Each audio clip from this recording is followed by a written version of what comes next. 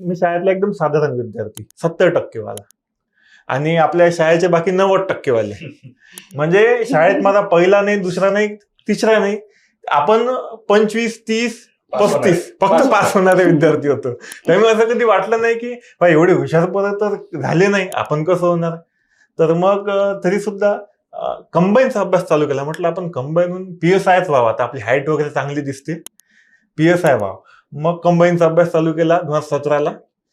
खूप अभ्यास केला, कारण बहिणींचे जवळपास लग्न झालेले होते आणि बाबा ऑटो चालवत होते.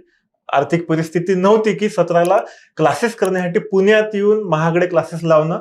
ते पैसे नसल्याने समजलं की आपल्याला यवतमाळला जाऊन अभ्यास करावा लागणार आहे. मग होईल तसं जुन्या अधिकाऱ्यांकडून मार्गदर्शन घेतलं.